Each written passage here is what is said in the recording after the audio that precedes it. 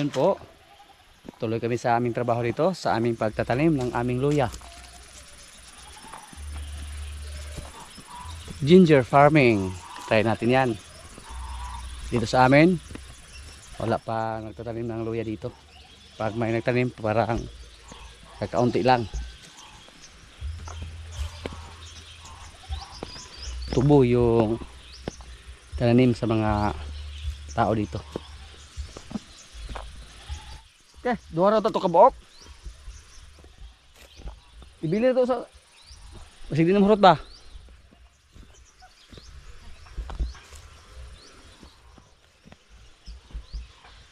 Yung una namin tinanim, sumibol na yung iba.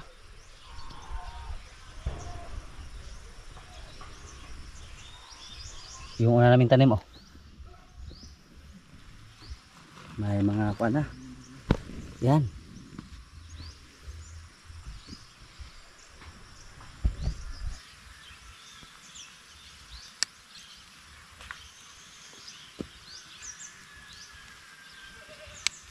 Ay, atong spray to.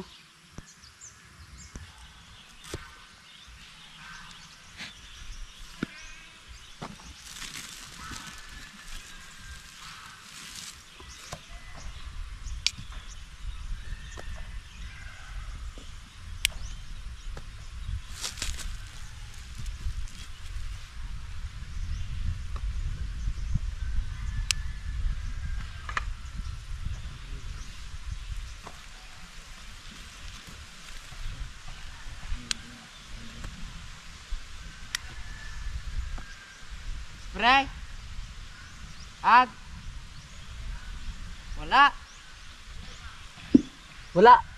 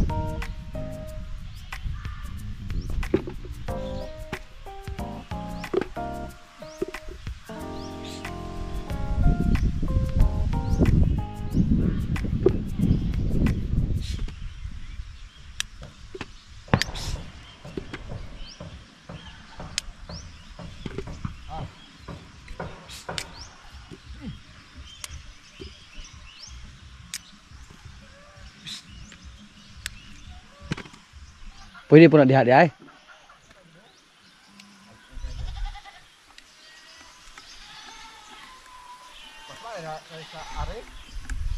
Asa? Ah, pwede po tag diha ta mudugang.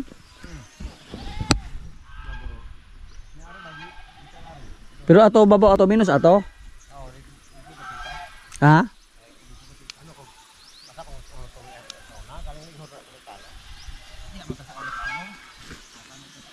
Pwede nagapog diha ta mo kuan tirada laman. Minus uri are sa murag batuon ni are.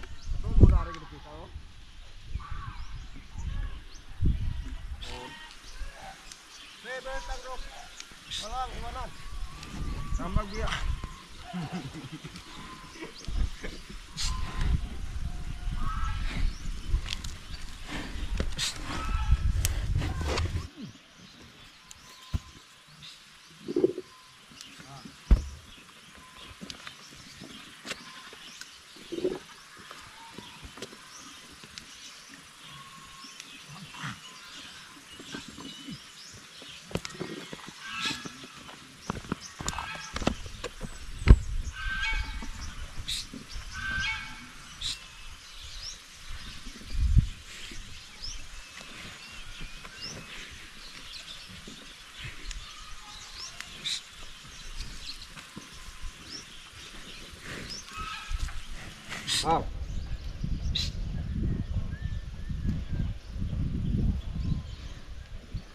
Na taniman na dyan mga kaprobinsya oh. Sana po mabuhay yan. Tapos dito at may natira pa tayo na kuan pagtanim. Tingnan lang natin to kung ilang kilo yung kulang sa ating luya dito pag maararo to lahat.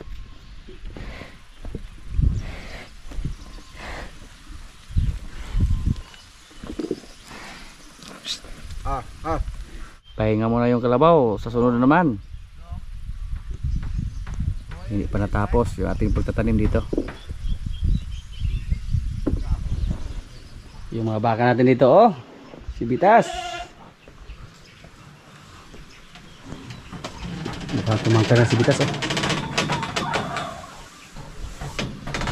Hops, hop. Matapang to mga kaprobinsya. Hindi tayo magkumpiyansa sa kanya. Ano wag to? Sas.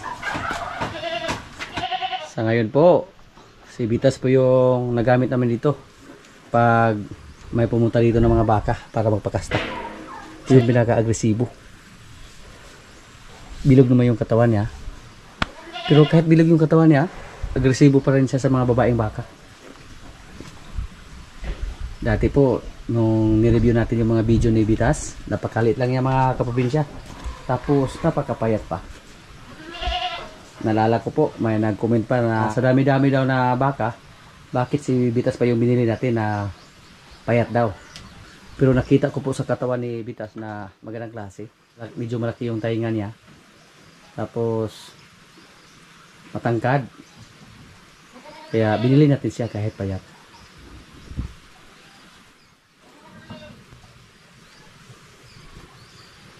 Pag nasa labas tayo ng kulungan, nanuwag to. Nanumog agad. Check natin palagi yung mga busa nila baka kuan na, masikip na. Oh. Delikado pag makawala. Pati si Pogi. Si Pogi po, marami nang umaaligid ng mga kumpadero sa kanya. Sa mga nakarang araw daw, may pumunta dito. Nagtanong kung ibinta na ba natin si Pogi. Sa ngayon mga kaprobinsya, huwag muna. Parang maawa ako kay Pogi.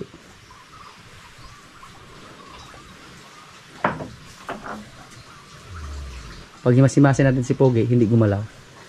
Para nagustuhan niya na palaging himasimasin yung kanyang katawan.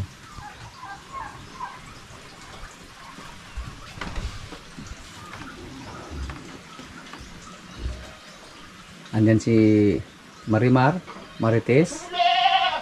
Andyan naman si Rigor. Si Pugo ang tatay sa kanilang tatlo. Yung isa, naibinta natin si Tanggol. Yun po ang pinaka unang anak ni Pogi na andito sa ating area. Tapos may mga anak pa siya sa labas. Yung may-ari, yung mga kabarangay namin dito na pumunta para magpakasta kay Pogi. Pero si Pogi ngayon, hindi na namin pinakasta kung may mga baka na dinala dito. Natakot na kami. Dahil medyo mabigat na siya. May kabigatan na si Pogi. At si Kungkung naman mga kaprobinsya, nahawa siya kay Limer. Nung may pumunta dito, siya sana yung napili para siya yung pakastahin. Pero ayaw niyang kumasta. Dahil siguro sa kanyang katawan na medyo mataba. Kaya balak po natin na i-control yung pagkain ni Limer. Hindi natin siya patabain ng husto. Para kumasta siya mga kaprobinsya, para maging agresibo siya. Kasi si Kungkung, dati po napaka-agresibo niya. Pag makawala to, nangangasta agad. Pero ngayon, na medyo bumilog rin yung katawan niya, hindi siya kumasta. Si Kungkung po yung nagustuhan sa pumunta dito kasi malaki daw yung ugok, yung pasong. Ito po, ito yung bida sa katawan ni Kungkung, yung kanyang pasong na malaki. Oh. Mas malaki pa to kaysa pasong ni Bitas at sa kay Limer. Siya yung may malaking pasong dito kasunod ni Pogi. Yung baka natin na si Kungkung at si Bitas, magdadalawang taon na siya ngayong Pebrero. Doon po natin siya nabili sa Duldul Batong. At si Limer naman, mag-isang taon siya dito sa atin. Naalala ko po nung nabili natin si Kungkung mga kaprobinsya, mas matangkad pa sa kanya si Marites. Pero magandang klase. Sabi po nating mga kaibigan dito, parang kuwan daw, parang laruan yung mga itsura nila. Kasi dito sa amin, sa aming baryo dito, bibihira lang yung mga ganang klaseng baka.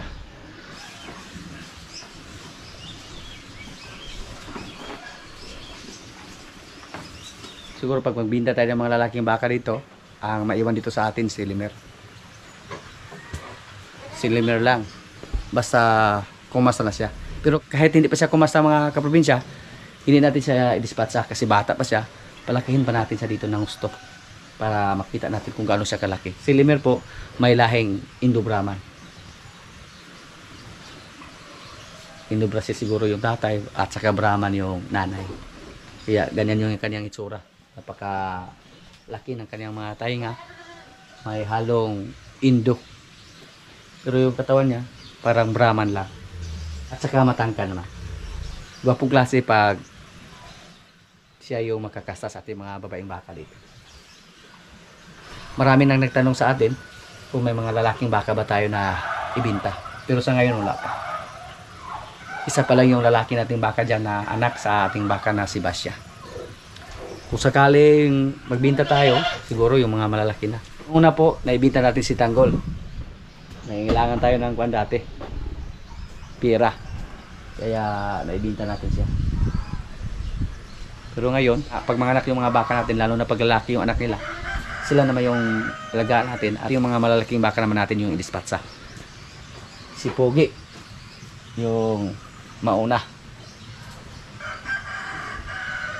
Yung mga hito natin dito mga kaprobinsya, hindi ko alam kung ilan na lang yung natira dito. Kasi sa mga nakarang araw po, may nakapagsabi po sa atin na may nakahuli daw ng hito doon sa aming sapa na napakalaki. So siguro po galing po yan dito sa atin, sa ating mga alaga. At sa mga panahon na yun na nakahuli sila ng hito, malakas yung ulan tapos nagkaroon ng baha, baka tumakas yung hito natin dito. Sayang yung hito. Nasa mga 2 kilo daw yung nahuli nila na hito. So yung pinakamalaki pa ang tumakas dito. Sayang, no? Minsan isipan ko po na harbisin natin sila para pang ulam. Pero parang naawa naman ako sa kanilang mga kaprobinsya. Ang problema baka tumakas silang lahat. Sana naman hindi. Mga malalaki na po yung hito natin dito. Lalo na po pag palagi natin sila pinapakain. Pero paminsan-minsan lang tayo dito nagbigay ng pagkain sa kanila. Nung una na nakapatay si Mateo ng pato, binigay natin sa kanila at napakadali ang naubos. Yan o. Ilan na lang kaya sila. Tapos hindi sila marunong magtago. Katulad sa mga wild na hito.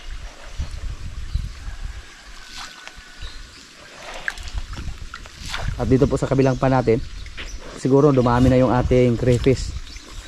Sa mga nakaraang video po natin, nakita po natin yung mga maliit na crayfish o krillings. Dalawa po yung nakita natin. Sigurado po tayo na may mga kasama sila. Pero doon po kami naglagay ng crayfish mga kaprobinsya. Tapos dito lumipat yung mga crayfish natin. At hindi po tayo sigurado, baka may mga crayfish din dyan sa kabilang pan. Kasi dyan tayo naglagay ng crayfish. Inakala natin noon na wala na. Pero nung nakakita tayo ng mga maliliit, hindi pa magkapareha yung laki nila. So ibig sabihin marami na yung crayfish natin dito.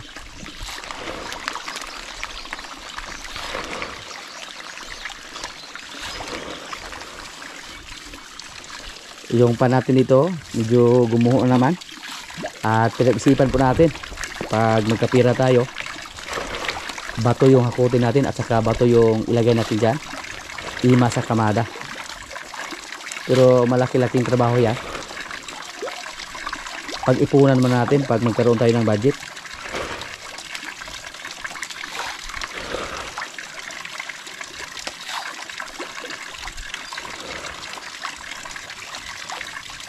Yung mga pwede natin dito, nakasurvive lang sila kahit paminsan-minsan lang tayo nagbigyan ng pagkain. Kasi mudpan po. Yan po ang maganda sa mudpan. Makasurvive lang yung mga isda natin kahit hindi natin bigyan ng pagkain. Pero pag dun sa concrete pan, tapos hindi natin sila mabigyan ng pagkain, malaki ang posibilidad na mamatay yung mga alaga natin na koi. Nangyari na po yan dati sa mga nakarang buwan natin doon sa ating concrete pan. Hindi tayo nakabili ng pagkain. Hinayaan na natin sila doon. Walang kain-kain. Sinubukan lang natin ba, may namatay po sa ating koi dati. Pero dito walang namatay kasi madpan mga kaprobinsya. Pwede silang kumain dyan ng mga dahon na nasa gilid.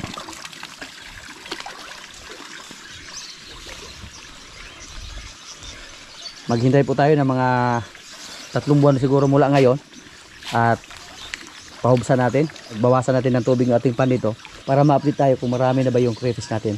Kung sakaling marami na, pwede tayong mag-harvest para tigman yung ating crayfish. Basta madpan daw, sabi po sa ating pinagbilhan, napakabilis daw dumami sa mga crayfish basta madpan.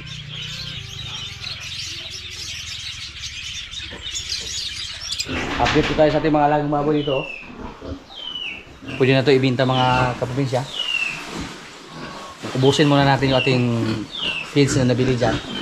Pag maubos yan, i-dispatch na natin. At sana po may swerte tayo sa presyo. Dito po yung may air niya. Tinuluyan po namin kasi hindi kumain. Tinuluyan namin sa mga nakaraang video po natin.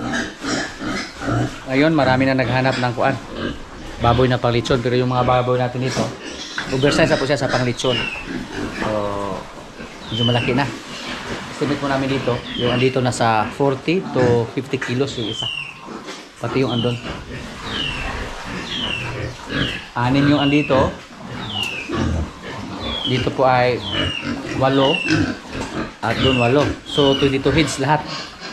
Yung mga baboy natin dito na nasa mga 40 to 50 kilos yung timbang. At pakainin natin sila ngayon. Yung andito mga kaprobinsya, isa sa ating napapansin, dati po nasa mga 40 kilos pa lang sila, 40 to 50 kilos. Napakaingay nila pag may tao na pumasok dito. Pero ngayon na medyo malaki na yung mga katawan nila, maghihintay lang sila na bigyan ng feeds. Walang gibuo, natulog lang. Yung 4 natin na inahin dyan, yung 2 na sampahan na, yung 2 din na i-end din natin. At sana po mabuntis silang lahat, yung 4. Hula lang din tayo dito kasi wala tayong mga kagamitan para malaman kung nabuntis ba yung baboy natin or hindi. So all estimate lang. Kadalasan po magbilang tayo ng 21 days. Pag hindi po maglandi sa loob ng 21 days, so ibig sabihin daw buntis na yan. So sana buntis na yung 4 natin na mga inahin dyan. Ito po Matagal to naglandi mga kaprobinsya, tapos 2 beses pa naglandi. Sana buntis na siya.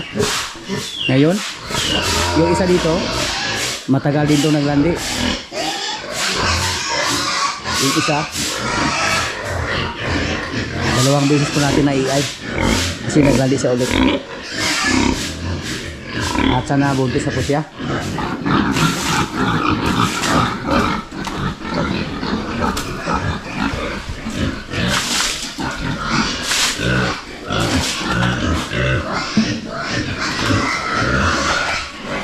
Sa tingin niyo po mga kaprobinsya, mga ilang kilo na kayo mga baboy natin dito?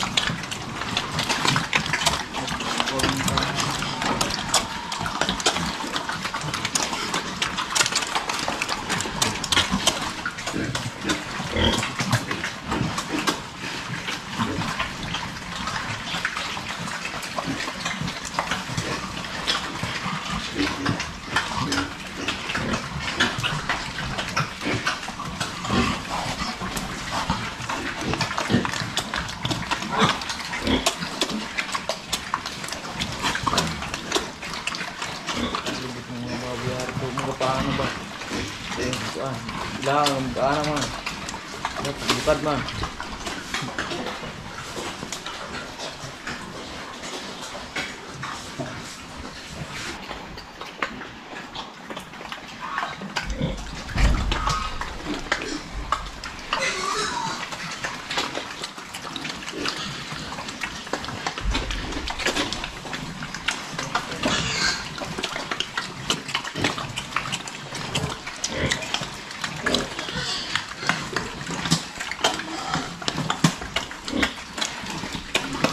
Sakali tingnan nyo itong mga baboy mga kaprobinsya, basta kondisyon lang yung katawan nila. Pero pag may mga alaga tayo na hindi kumain, mukhang kabahan agad tayo.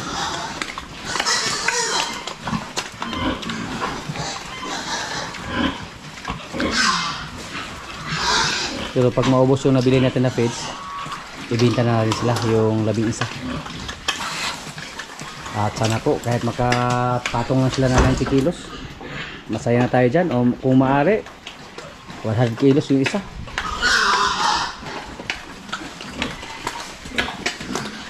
Para umabot sila ng 1 tonelada. Tapos sana tumaas din yung presyo. Sa ngayon po nasa 185 kilos yung presyohan ng baboy. 185 to 190. Try lang natin pag magbinta na tayo. Try na natin kung magkano na yung kilo. Sana hindi bumaba at saka tumaas pa ng gusto yung presyo ng baboy.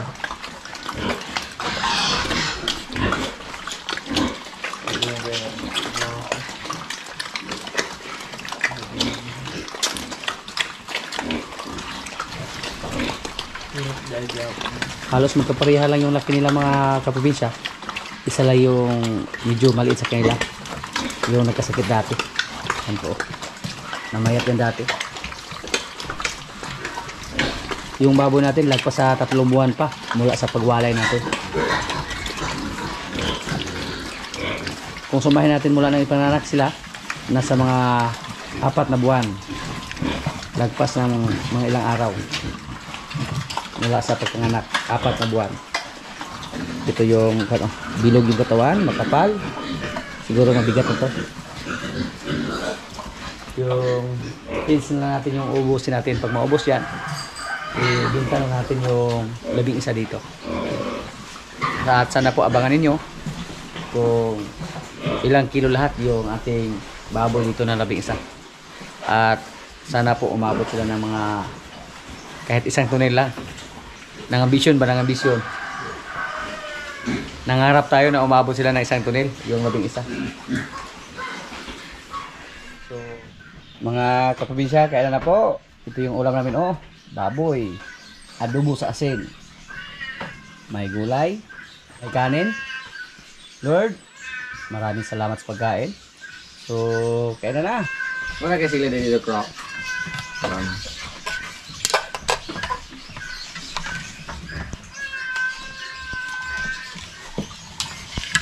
Laban siya na. Naway manday ka.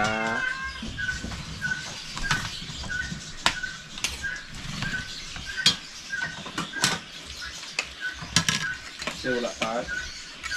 Sunod. Sunod yung pangita. Tatautan lang ba?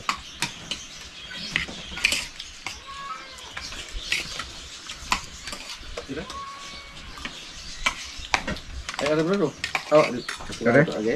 lagi. Karing mga tao, daghan yung kayo mag-upir udalan ba? Sige na, kamu na. Yeah.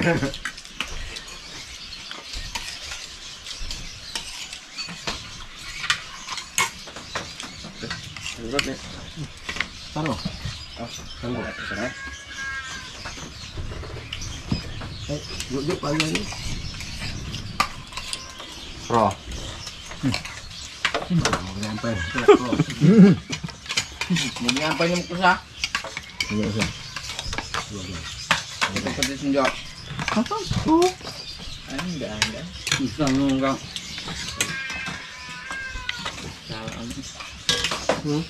Ano ba?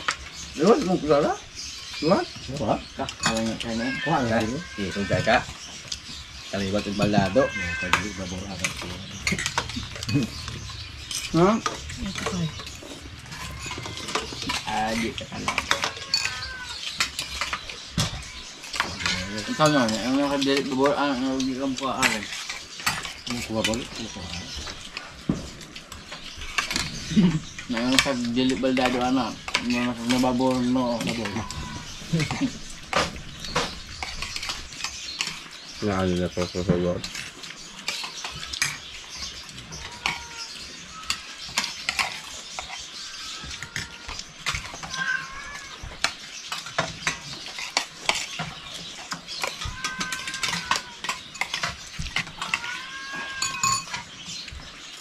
Burog. Oh? Oh. to?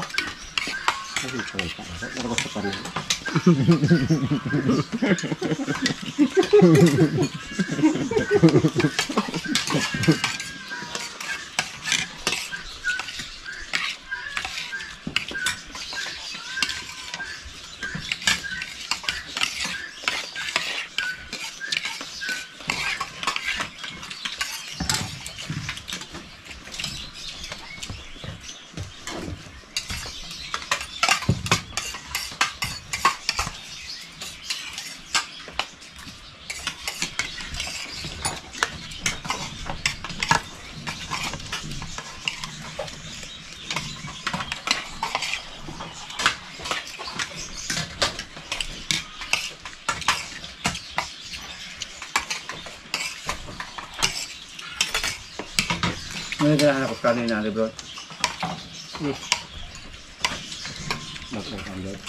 Iya. Ini yang berbeda.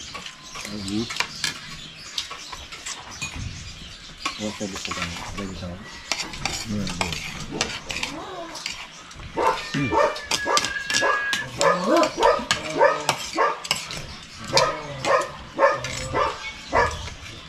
Ini udah mahal ini.